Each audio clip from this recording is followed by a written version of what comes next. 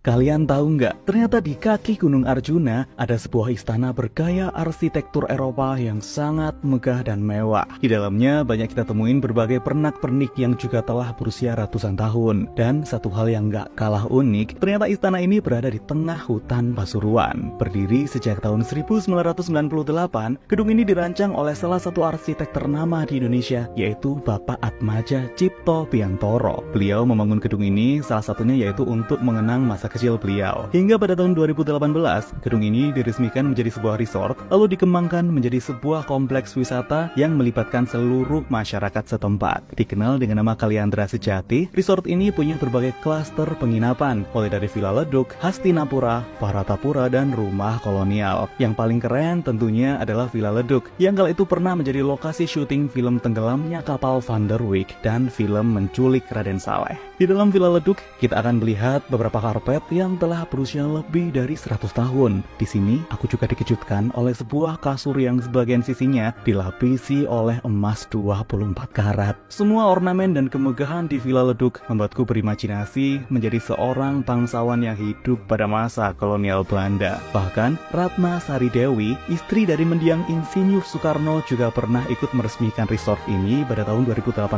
Kaliandra Sejati menggabungkan konsep alam, arsitektur Eropa kuno, sekaligus arsitektur khas Jawa yang kala itu dibangun untuk menyelamatkan nilai sejarah, budaya, hingga keberlangsungan flora dan fauna di Gunung Arjuna. Semua kisah ini berawal saat krisis moneter yang memicu pengangguran besar-besaran pada tahun 1997 hingga 1998. Selain itu, euforia reformasi juga membuat buruh terdorong untuk menjarah hutan di sekitar Gunung Arjuna. Hal inilah yang kemudian membuat Bapak Atmadja mendirikan Yayasan Kaliandra Sejati untuk mengembangkan pariwisata yang tentunya melibatkan seluruh masyarakat setempat. Mereka diajarkan cara bercocok tanam seperti padi, sayur mayur, dan buah-buahan dengan sistem organik. Hasilnya, kesejahteraan warga meningkat dan mereka enggan meninggalkan desanya. Semua hasil dan keuntungan tersebut tentunya juga kembali ke masyarakat. Selain itu, Kaliandra juga dikembangkan menjadi tempat penginapan yang nyaman untuk keluarga dengan panorama yang sangat indah. Selain menginap, kalian juga bisa belajar terkait sejarah, budaya, dan alam, yaitu melalui berbagai kegiatan yang menarik. Seru rasanya bisa menikmati nuansa alam ditemani oleh beberapa ekor merak yang salah satunya dibiarkan berkeliaran di kawasan ini. Gaya arsitektur Eropa juga begitu terasa saat kita menginjakan kaki di rumah kolonial. Gedung ini adalah representasi dari gedung Pancasila yang ada di kota Pasuruan. Bahkan fakta menarik lainnya, pemilik dari resort ini adalah salah satu keturunan dari pendiri gedung Pancasila tersebut. Lantainya juga begitu kental dengan kesan klasik dan elegan, dan hampir seluruh ornamen di sini dibuat begitu mirip dengan gaya yang populer pada masa kolonial Belanda. Nggak lupa, kesan budaya Jawa juga diperlihatkan dengan adanya ornamen gamelan yang terletak di ruangan teater.